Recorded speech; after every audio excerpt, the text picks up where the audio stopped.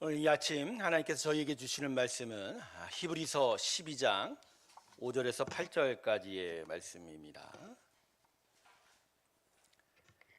히브리서 12장입니다. 5절에서 8절 사이의 말씀입니다.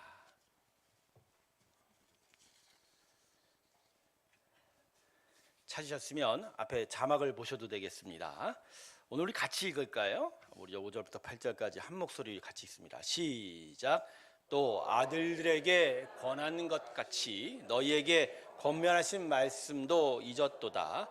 일러스되 내 아들아 주의 징계하심을 경히 여기지 말며 그에게 꾸지람을 받을 때에 낙심하지 말라.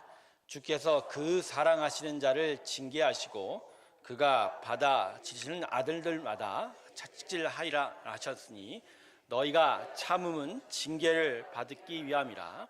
하나님이 아들과 같이 너희를 대우하시나니 어찌 아버지가 징계하지 않는 아들이 있으리요. 징계는 다 받는 것이거늘 너희에게 없으면 사생자요 친아들이 아니니라. 아멘. 우리 하나님께 영광의 박수 올려드리겠습니다. 할렐루야. 오늘 좌우 옆분에게 또 이렇게 오늘 축복합니다. 하나님이 당신을 사랑하십니다. 이렇게 축복하겠습니다. 예, 사랑하십니다. 예, 오늘 하나님의 귀한 말씀의 은혜가 우리 10년 가운데 함께하기를 소망합니다. 기도하겠습니다. 하나님, 오늘 우리 가운데 함께하실 때 말씀으로 임하여 주시고 성령의 충만함으로 인도하셔서 은혜의 깊은 자리로 향하여 나아가게 하여 주시옵소서. 감사드리며 예수님의 이름으로 기도드립니다. 아멘. 성경이 가르쳐주는 하나님의 사랑은요, 강인한 사랑입니다. 강인한 사랑. 대부분의 성도들은요, 하나님의 사랑은 부드러울 것이다 이렇게 기대하며 신앙생활을 합니다. 하지만 신앙생활을 하면 할수록 경험하는 건 하나님의 사랑은 강인하다라는 거죠. 그래서 강인한 하나님의 사랑을 경험할 때마다 마음에 불편함이 좀 오게 되고 또 서운한 마음을 가지기도 됩니다. 그래서 어떤 경우에는 하나님을 의심하고 또 심지어는 하나님을 떠나는 경우도 있게 돼요. 여러분, 왜 이럴까요? 우리가 사랑에 대한 기본적인 인식을 부드럽다 이렇게 규정하고 있기 때문입니다. 그리고 부드러운 사랑에 익숙하고 또 부드러운 사랑을 찾고 얻으려 하기 때문입니다. 그래서 하나님의 사랑을 기대할 때 이러한 어떤 사랑에 대한 우리의 선입관 때문에 계속 부드러운 느낌만 찾고 만나려고 하는 것입니다. 하지만 여러분, 하나님의 사랑은요, 본질상 강인한 사랑이에요. 우리 창세기 3장 보면 아담과 하와가 에덴을 떠날 수밖에 없었던, 그래서 이제 세상을 나설 때 하나님께서 당신의 사랑을 아담과 하와에게 어떻게 보여주셨죠? 벌거벗은 그들에게 가죽옷을 입혔는데, 여러분 그냥 보면은 가죽옷을 입혔다 그랬는데, 여러분 하나님께서 만물 중에 첫 번째 피 흘림을 본인 스스로 하셨어요. 살아있는 짐승을 죽이시고 피를 보시면서까지 가죽을 벗기셨잖아요. 그 옷을 해입혀 주시는, 어떻게 보면 아주 거친 모습인 거예요. 그리고 가장 거친 모습이 어떤 모습이죠? 아들 독생자 예수를 십자가에 주셨습니다. 여러분, 십자가에 예수를 주신 건 부드러운 것이 아닙니다, 여러분. 아들 예수를 십자가에 죽이신 독한 모습이에요. 독한 모습. 그것으로 우리에 대한 사랑을 완성하셨다라는 거. 여러분, 그래서 하나님의 사랑은 강인합니다. 강인한 거예요. 그래서 여러분, 우리는 강인한 사랑을 배워야 돼요. 그래야 놀라지 않아요. 하나님의 사랑을 계속 경험할수록 이 강인한 사랑에 놀라지 않고 당황하지 않게 됩니다. 그리고 가장 중요한 거, 이 강인한 사랑을 내가 신뢰할 수 있게 되면서 더더욱 하나님을 믿어 갈 수 있게 되는 거죠. 자, 그렇다면 왜 하나님의 사랑은 강인할까? 왜 강인한 사랑일까? 여러분, 강인한 사랑이 강인한 사람을 만듭니다. 뭐라고요? 강인한 사람이 강인한 사람을 만듭니다. 믿음의 인생은 바람이 부는 땅을 순례하는 나그네 삶이라고 할 수 있어요. 그런데 그 바람이 얼마나 세찹니까? 그래서 그냥 서 있기조차가 어려운 바람입니다. 그래서 아주 뿌리 깊이 내리는 나무가 되지 않고서는, 그리고 추를 매달지 않고서는 인생의 세찬 바람 앞에서 이리저리 흔들리다가 쓰러지거나 날아가 버릴 수도 있는 거죠. 그래서 하나님은 우리를 강인하게 키울 수밖에 없으세요. 만약 그렇지 않으면 우리는 믿음의 목적지에 이룰 수 없기 때문입니다. 여러분, 가라지와 알곡의 비유 아시죠? 가라지와 알곡의 비유. 추수가 때가 되면 추수꾼들이 와서 다 열매를 거두어 드리는데, 그때 되면 가라지는 어떻게 한다고? 태울 것이고, 알곡은 거두어 하나님 곳간에 둔다고 하는 그 비유 말입니다. 근데 여러분, 여기서 가라지와 알곡의 차이가 뭐죠? 가라지와 알곡의 차이가 뭐죠? 무게예요. 무게죠, 무게. 옛날 우리 조상들이 키질 많이 했죠. 근데 키질의 원리가 뭐죠? 바람과 곡식의 무게를 이용한 거지 않습니까? 그래서 실한 곡식과 허한 곡식을 구분하는 법. 바람에 던져서 바람에 의해 날아가는. 무거운 그 무게를 통해서 이러한 것을 구분하죠. 그러니까 마지막 때에 추수꾼들이 와서 하나님의 알곡을 어떤 식으로 구분할까요? 무게. 영혼의 무게에 대한 설교를 이제 다음에 또 할 예정인데, 여러분, 우리의 믿음은 그래서 무거워야 합니다. 목적지에 갈 만한 넉넉한 힘을 가지고 있어야 돼요. 충분한 힘을 가지고 있어요. 무거울 수밖에 없는 거예요. 그래서 인생의 중심에 예수가 무겁게 세워지고 믿음의 신뢰가 가득 차야 합니다. 그렇지 않으면 가벼우면 날아가요. 작은 흔들림에도 쉽게 넘어지게 되는 거죠. 그래서 하나님이 우리를 부드럽게 사랑하실 수가 없어요. 부드럽게만 사랑하실 수 없어요. 부드러우면 믿음이 가벼워져요. 부드러우면 가벼워져요. 비록 아프고 힘이 들어도 강인한 사랑을 경험해야 우리가 무거워지는 거예요. 그래서 흔들리지 않아요. 비록 바람이 불어도 흔들리지언정 날아가지는 않게 되는 것이죠.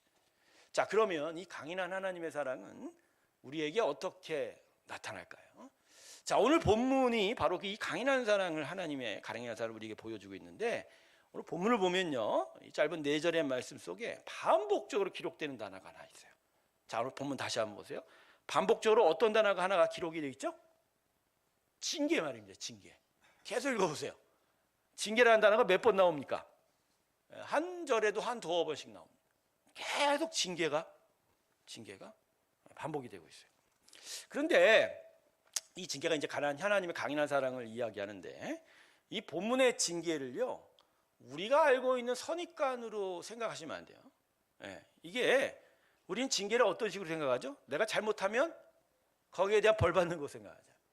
징계. 근데 본문에 사용된 이 징계는요, 헬라어로 이제 파이데이아라고 하거든요. 파이데이아. 이게 벌이 아닙니다. 벌이 아니라 훈련이에요.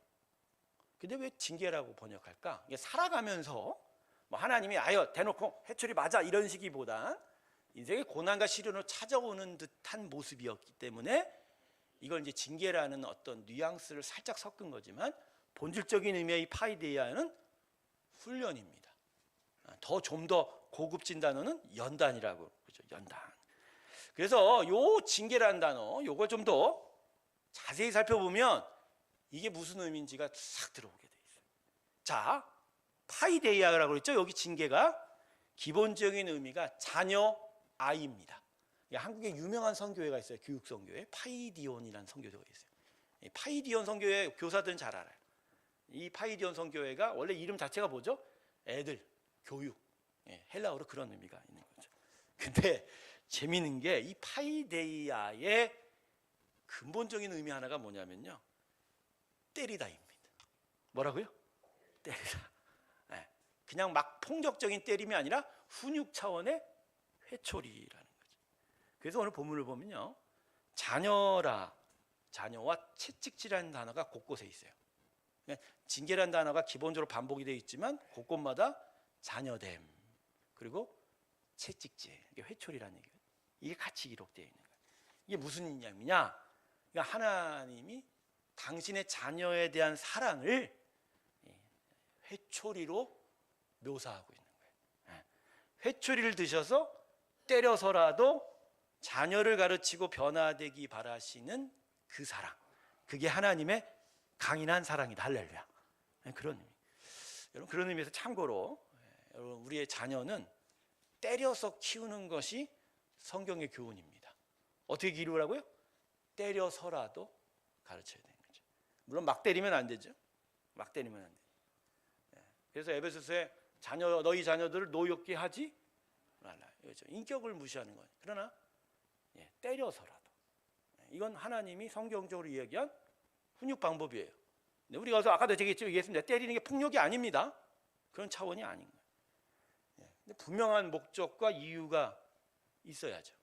그러면 이제 애들이 잘 커갈 수 있다. 이게 성경의 가르침인 거예요. 왜냐하면 기본적인 아담 이후의 사람은 타락한 본성이라서 죄송하지만 말로 하면 들어야 안 들어요.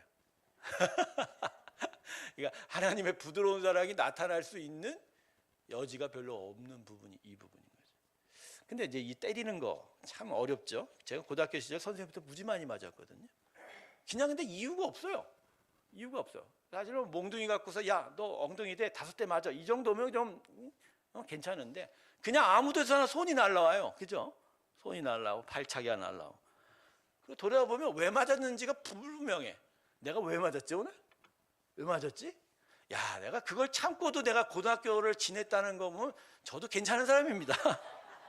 근데 그러다 보니까 졸업하고 나면 선생님에 대한 감정만 남아요. 감정만 남아요. 그러니까 부모님들도 자녀들에게 그렇게 가르치면 안 돼요. 감정이 남는 훈육이 아니라 교훈이 남는 훈육을 해야 되는 거죠. 자, 그래서 말입니다. 오늘 볼 말씀은 이 징계와 이 훈련, 이 회초리가 왜 필요한지를 좀 더 분명하게 말씀해 주고 있어요. 자, 본문 7절 한번 다시 볼까요? 이렇게 말씀합니다. 너희가 참음은 징계를 받기 위함이라. 하나님이 아들과 같이 너희를 대우하시나니 어찌 아버지가 징계하지 않는 아들이 우리가 징계를 받는 그 목적은 뭐라고요? 아들과 같이 자녀로 대접하신다는.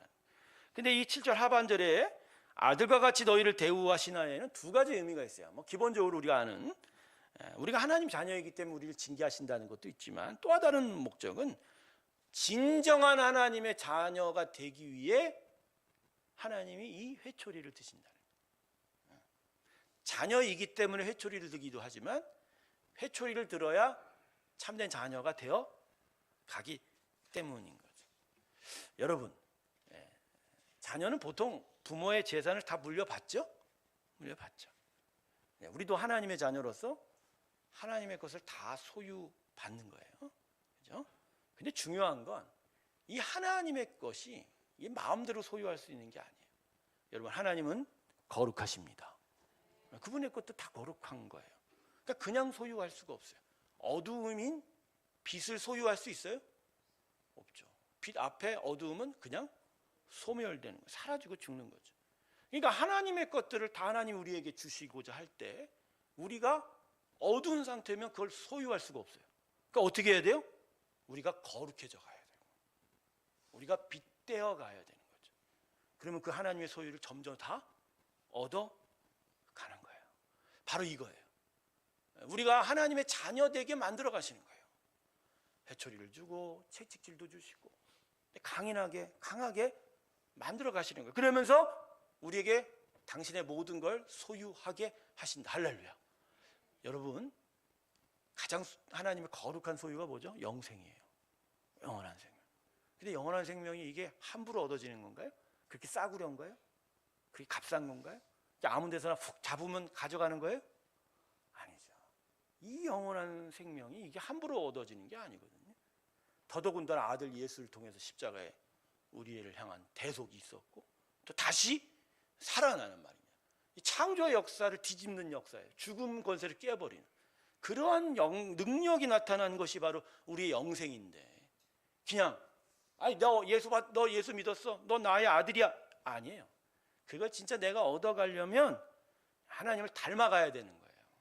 거룩해져 가야 돼요. 이러기 위해서 하나님이 우리에게 이 징계, 훈련, 회초리를 주신다.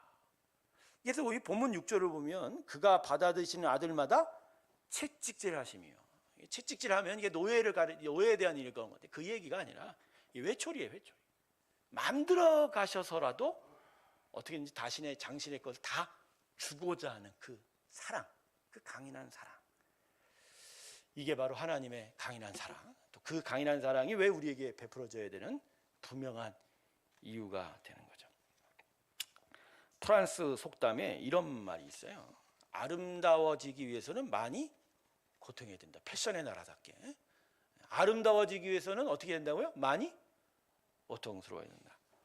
여러분, 아침에 제가 주일 아침에 양복 하나 입으려면 시간 오래 걸립니다. 그래도 여러분 앞에 이게 쓰려면 준비가 많이 그냥 나올 수 없지 않습니까? 그죠? 독수리가 둥지를 짓는 모습을 관찰한 사람들의 말입니다. 독수리가 둥지를 만들 때요, 처음 밑바닥에 까는 재료는 아주 날카로운 돌이나 가시나무들로 깐다고 그래요. 이유를 잘 모르겠는데, 그리고 아프고 이게 찌를 수 있는, 그리고 괴롭힐 수 있는 재료들을 먼저 깝니다. 그리고 그 위에야 이제 부드러운 나뭇잎들, 짐승의 속털들, 새 깃털 같은 것들로 아주 부드러운 걸 덮는다고 그래요. 근데 여러분, 왜 독수리가 이렇게 둥지를 만들까요? 이 새끼들을 위한 거예요. 독수리 새끼들은 처음에는 뭐 날 수가 없으니까 날개가 잘 나지도 않았어요. 처음엔 둥지에서 어미새의 보살핌을 아주 극진히 받겠죠. 그러면서 그 부드러운 둥지 위에서 아주 포근함을 얻게 되는입니다만, 그러나 시간이 지나면 독수리는 결국 어떻게 해야 돼요? 날아야 돼요. 날아야죠. 둥지에서 벗어나야 돼요. 나는 연습을 해야 돼요. 근데 둥지에 너무 익숙한 나머지 날개짓을 안 하려고 하는 거예요. 그냥 계속 거기에 있으려고. 그래서 독수리 어미들은 때가 되면 하는 일이 둥지를 흔드는 거예요. 둥지를 흔들. 자, 둥지를 흔들면 어떻게 되죠? 부드러운 것들이 밑으로 가고 날카로운 것들이 위로 튀어나오게 됩니다. 그러면 새끼들이 어떻게 돼요? 이전엔 부드러워서 포근했는데 자꾸만 밑에서 찌르면 어떻게 돼요? 날아가는 거죠. 그러면서 둥지에서 떨어지죠. 처음엔 떨어지죠. 물론 떨어지면 어미들이 와서 받쳐줍니다. 다시 가라. 그렇지만 결국은 날아가게 되는 거예요. 찔리고 아파하며 쩔뚝거리면서도 결국 독수리는 날아가야 되는 거예요. 결국 하늘을 나르게 된다. 하나님께서도 우리에게 그렇게 하시는 거예요. 우리가 독수리처럼 진리로 날게 하시려고 때로는 고난의 가시로 찌르시기도 하고 사망의 음침한 골짜기로 몰아넣으시기도 합니다. 하지만 그러면서 나는 거예요. 진리로 나는 거예요. 하나님의 은혜로 살아가는 거예요. 그러면서 끝내는 이기게 하십니다. 할렐루야. 그래서 여러분, 이렇게 강인한 사랑이 우리를 강인한 사람으로 만들어가는 거예요. 그래서 욥이 결국 이렇게 고백했죠. 그 모진 고통 속에서 욥이 이렇게 고백하지 않습니까? 그러나 그가 내가 가는 길을 그가 아시나니. 그 다음에 뭐가 붙었죠? 그가 나를 단련한 후에는 내가 정금같이 나오리라. 할렐루야. 처음엔 욥도 하나님을 원망했죠. 처음에 원망 안 하려고 했는데 원망 안 할 수가 없죠. 원망하고 내가 뭘 잘못했습니까? 자신의 세 친구들과 계속 변론하면서 끝까지 자신의 무죄함을 하다가 결국 나중에 이 고백을 하지 않습니까? 그가 나를 단련하신 후에는 내가 정금같이. 욥기는요 사실 요 한 절만 건질만한 말이에요. 나머지는 다 인간의 쓸데없는 변명들이거든요. 근데 그 변론들을 다 실어놓는 이유가 있어요. 그게 다 우리의 얘기예요. 그러면서도 이 안에 이 귀한 고백을 우리에게 주시는 건 바로 인생에 찾아오는 이 시련과 고난과 징계처럼 보이는 것들조차도 다 우리를 향한 하나님의 강인한 사랑이다. 할렐루야. 여러분, 강인한 사랑이 우리를 강인하게 합니다. 할렐루야. 강한 사랑이 우리를 강하게 만든다. 자, 그러면 이 하나님의 이 강인한 사랑을 우리가 어떻게 받아야 되죠? 여러분, 사랑은 주는 것도 중요하지만 어떻게 받는 거냐, 이것도 중요한 거예요. 제대로 받아야 주는 자의 목적이 그대로 나타나는 겁니다. 자, 오늘 본문 5절과 6절 다시 한번 보세요. 이게 잠언 3장 말씀이에요. 원래 잠언 3장의 말씀을 인용한 건데 제가 다시 한번 읽어볼게요. 내 아들아, 주의 징계하심을 경히 여기지 말며 그에게 꾸지람을 받을 때 낙심하지 말라. 주께서 그 사랑하시는 자를 징계하시고 그의 받으시는 아들마다 채찍질하심이니라 하였습니다. 자, 여기는 하나님의 이 징계, 이 연단, 훈련을 받을 때 두 가지에 초점 맞추라. 두 가지 지혜를 얻어야 된다. 첫 번째는 징계를 소홀히 여기지, 징계에 담긴 뜻을 귀하게 오직 했으면 하나님이 이러실까? 오직 했으면 하나님이 이 강인한 사랑으로 나한테 함께 하실까? 바로 여기는 하나님의 그 깊은 마음이 담겨 있다. 이게 진짜 중요한 거다. 이걸 내가 정말 소중히 여기는 마음. 그럴 때 그 징계는 도리어 우리에게 유익이 됩니다. 할렐루야. 두 번째는 뭐냐면 징계로 인하여서 낙심하지 말라는 거예요. 낙심하지 말라. 여러분, 인생에 닥쳐온 시련과 고난 속에서 결코 절망과 낙심하면 되지 않습니다. 여러분, 징계를 주시는 하나님의 뜻이 이게 아니에요. 사단이 오히려 이러한 걸 통해서 우리 마음에 뿌리는 악한 마음들이 절망과 낙심이 아닙니다. 오히려 시련과 고난 안에서 하나님 우리에게 주시는 뜻은 영원한 생명입니다. 그리고 그 생명을 소망으로 삼고 그리고 그것 때문에 기쁨을 누리고 또 기대하는 가운데 인내로 살아가야 한다. 저는 그래서 인생의 시련과 고난이요, 그 안에 가장 중요한 단어 하나가 숨겨져 있어요. 그게 뭐냐면 인내예요. 인내. 오직 인내가 중요하면 소망을 인내와 갖다 붙입니다. 데살로니가전서 1장을 보면 주 예수 그리스도에 대한 소망이 뭐라고요? 인내. 그러니까 영원한 천상의 천국, 그게 우리의 영원한 소망인데 그날까지 우리가 이 땅에서 살아야 될 덕목이 뭐죠? 인내. 근데 이 인내가 우리에게는 없어요. 타락한 본성에게는 없어요. 이걸 우리가 얻고 기르고 가져가기 위해서 인생의 시련들이 우리에게 찾아오는 거예요. 결국 시련을 겪다 보면 뭐가 늘어나요? 근데 성도들은 또 딴 생각하더라고요. 너무 많이 시련을 얻으면 인내가 줄어드는 것 같다고 생각하는데 여러분, 그렇지 않습니다. 인내는 길러지는 거예요. 인내는 축적되는 거예요.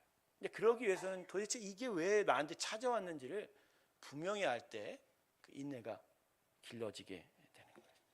자, 그래서 우리는 이 두 가지의 지혜를 통해서 영적 사고의 전환을 얻어야 돼요. 결국 오늘 본문이 우리에게 가르치는 건 그거예요. 인생의 이 시련, 고난, 이걸 고통으로, 저주로 여기지 말고 낙심거리가 아니라 이건 결국 궁극적으로 나를 향한 하나님의 복이다는 거예요. 할렐루야. 나를 향한 뭐다? 하나님의 복이다. 그러니까 기본적으로 사고 전환이 있어야 돼요. 자, 이것이 있을 때에 하나님의 강인한 사랑이 우리를 강인하게 만들어 가는 거예요. 오늘 그래서 여러분 다시 한번 마음에 새기십시오. 하나님의 강인한 사랑이 나를 강하게 만든다. 할렐루야. 이걸 기억하시오. 우리 사랑교회 성도 여러분, 부드러운 건 너무 좋아하지 마세요. 아니, 나이가 드시고 치아가 안 좋으시면 부드러운 거 드시게 되죠. 근데 결국 부드러운 걸 먹게 되면 위장의 힘이 떨어지게 되고 영양적으로도 그렇게 좋지 않죠. 그렇게 어려워지죠. 그래서 결국 단단한 걸 씹을 수 있는 게 건강인 거거든요. 성경은요, 부드러움보단 강인함에 초점 맞추라고 강조하여 가르치고 있어요. 여러분, 구약의 제사가 하나님의 어떤 은혜의 산물이긴 하지만 그러나 구약의 제사를 보면 제물의 피가 성막 안에 온통 퍼지는 강한 것이었습니다. 십자가가 부드러운 건가요? 아니죠. 그보다 거친 것이 세상에 있을까요? 없을까요? 여러분, 그 십자가에 오르셨을 때 예수님이 쓰셨던 가시면류관 말입니다. 여러분, 이거 엄청나게 따가워요. 그냥 나무가 아니에요. 한번 진짜 뭐 성경에 있는 그대로의 그 가시 면류관을 만든 거를 제가 써봤는데 이거 익기고조차가 힘들더라. 너무 따가우고 아픈 거예요. 여러분, 십자가는 결코 부드럽지 않아요. 믿음의 사람은 그래서 대부분 거친 광야에서 훈련됩니다. 거치고 부드럽지 않은 불편한, 그러나 그 광야에서 강하게 세워져 가야 된다. 선교사 한 분이 아프리카에 선교를 갔는데 원주민과 함께 강을 건너게 되었습니다. 근데 강 건너기 전에 원주민이 선교사 가슴에 큰 돌 하나를 딱 던져주는 거예요. 그걸 가지고 있으라. 그리고 자신들도 큰 돌을 머리에 이거나 가슴에 안고 강을 건너는 거예요. 그래서 선교사는 맨 처음 당황했죠. 이 무거운 거 갖고 강을 어떻게 건너나. 근데 강을 건너는 가운데 그걸 알게 된 거예요. 강 중간쯤에 급류가 흐르고 있었던 거예요. 근데 이 무거운 돌이 없었다면 급류에 해서 원주민은 그걸 안 거예요. 불편하지만 그걸 가지고 있어야 생명을 살릴 수 있다. 강을 건널 수 있다. 여러분, 가볍고 편한 것만이 행복이 아닙니다. 하나님은 때로 우리에게 이와 같이 무거운 짐을 지고 강을 건너게 하실 때도 있어요. 그때 하나님의 목적은 우리를 죽이시기 위함이 아니라 진짜 살리기 위함이다. 되돌아보면 저는 20대 중반에 얻었던 제 공황장애 병이 저한테는 참 인생의 무거운 짐이었어요. 이걸 지고 인생을 살아간다는 게 너무너무 어려웠거든요. 그러나 지금 30년이 지난 지금 이 시간에 되돌아보면요, 이건 저를 살리시기 위함입니다. 제가 그때 그 병이 아니었으면 지금까지 살아있을까요? 가끔은 그래요. 삼손의 책을 읽으면서 내가 삼손보다 더하면 더했지 덜하지는 않았을 것이다. 사랑하는 성도 여러분, 하나님은 우리를 살리시기 원합니다. 여러분, 부드러움은요, 감동은 줄지 모르겠지만 변화를 일으키지는 못해요. 이 세상은 감동을 받으려고만 합니다. 근데 문제는 감동이 변화로 이어지는 능력이 없는 거예요. 왜냐하면 감동 안에서 안주하려고 그래요. 안주하려고. 여러분, 성경 말씀이 이게 사실 영적 감동이 있지 않습니까? 근데 영적 감동 안에만 머물러서 그 부드러운 것만 찾고 거기서 느낌만 받으려고 하는 거예요. 그렇지만 성경의 목적은 감동, 부드러움이 목적이 아니라 우리가 변화되는 거예요. 변화되는 거예요. 그래서 변화되어 하나님의 은혜의 나라를 온전히 상속받게 하는 거예요. 제가 가끔 우리 성도들한테 안타깝게 여기는 게 뭐냐면, 목사는 복음을 주려고 하는데 성도는 목사에게 사람을 받으려고 그래요. 무슨 얘기냐? 목사하고 친하면 많은 유익이 있다라고 생각하시는 분이 있는데, 저는 여러분하고 친한 걸요, 여러분에게 사람 주려고 친한 게 절대 아니에요. 저는 그 부분에서 철저해요. 제가 여러분과 친하고 가까이 하는 이유는 여러분에게 복음이 들어가기 위함입니다. 그 복음을 믿어가기 위해서 그 신뢰와 그 안정성을 보여주는 것 뿐이지, 실제로 여러분 안에 있어야 될 게 뭐죠? 복음인 거예요. 예수의 복음이, 예수의 십자가가, 그것이 여러분 안에 살아 숨쉬고 그것이 여러분을 영원한 생명의 사람으로 세워야 간다. 할렐루야. 이게 결국 목사가 할 일이고 복음이 있어야 돼. 교회가 바로 그러한 일인데, 우리는 이 복음을 찾기보다 뭘 찾아요? 사람을 찾는 거야. 사람. 따뜻함, 부드러움.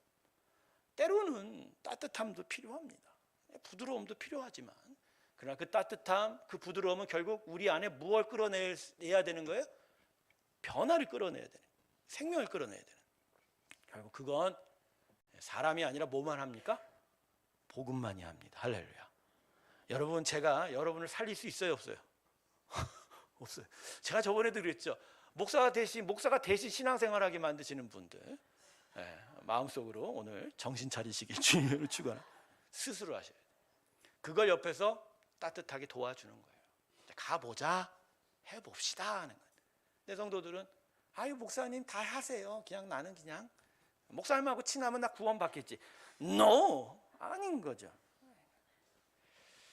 강인한 사랑은 처음 경험하게 될 때 부담이 갑니다. 하지만 그 부담은 끝내 이기기 위한 분명한 디딤돌이 될 것입니다. 더 높이, 더 멀리 오르려면 그냥 뛰는 것보다 디딤돌 짚어야 돼요. 그렇지만 디딤돌 밟을 때 얼마나 불편합니까? 그거 밟을 때 딱딱하거든요. 불편하거든요. 하지만 그걸 밟아야 돼요. 그럴 때 더 높이 더 멀리 나는 일이 영원한 것이죠. 사도행전 3장 성전 문 앞에 나면서 앉은 병이를 생각해 보십시오. 그는 언제나 부드러움을 바랐던 자예요. 지나가는 자들마다 돈을 주십시오. 먹을 것을 주십시오. 그 부드러움, 그 따뜻함. 근데 그 부드러움, 그 따뜻함이 그가 일어나게 했습니까? 그냥 하루하루 연명하기만 했었던 거죠. 하지만 베드로가 어느 날 그에게 나타나 일어나 걸어라 예수 이름. 근데 그건 진짜 거친 거였어요. 거친 사랑이에요. 뭘 눈에 보이는 것도 아니에요. 뭐 먹는 것도 아니에요. 돈도 아니에요. 오히려 그냥 일어나 걸으란 말입니다. 아주 거친 거였죠. 하지만 그 거친 사랑이 그를 인생에서 처음 일어서게 했습니다. 할렐루야. 쓴 것만이 아닙니다. 다시는 앉지 않았어요.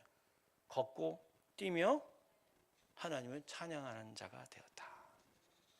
여러분, 이제 하나님의 강인한 사랑을 더 이상 두려워하지 마십시오.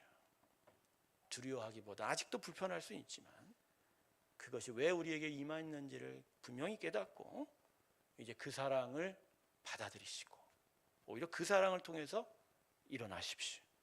변화하십시오. 그리고 더욱 하나님의 그 모든 것을 상속받고 얻는 귀한 은혜의 복들이 우리 모두에게 있길 주님의 이름으로 축원합니다. 말씀을 마치겠습니다. 우리는 오늘 말씀에서 다음을 반드시 기억해야 됩니다. 두 가지. 거칠고 어려운 시간은 강인한 자로 사는 시간보다 훨씬 짧다는 것. 두 번째, 부드러움은 우리에게 편안함을 주지만 연약한 자로 사는 영원한 고통만을 안겨준다는 것. 이것을 마음에 기억하면서 하나님이 오늘도 강인한 사랑으로 우리를 인도하실 때 이 사랑을 피하지 마시고 오히려 이 사랑을 내가 완전히 소유하기를 갈망하십시오. 그럴 때 우리는 더 강한 자로 단련이 되어서 이 세상을 끝내 이기며 살아가는 하나님의 복된 자녀 될 줄로 믿습니다. 기도하겠습니다. 강인한 하나님의 사랑이 우리를 강하게 만든다는 것을 기억합니다. 피하기보단 이 강인한 사랑과 함께 하나님의 나라를 향하여 나아갑니다. 주님, 저희에게 오늘 용기를 주시고 편안하게만 살아서 영원한 고통을 얻는 자가 아니라 강한 자로 살아서 영원한 생명을 얻는 하나님의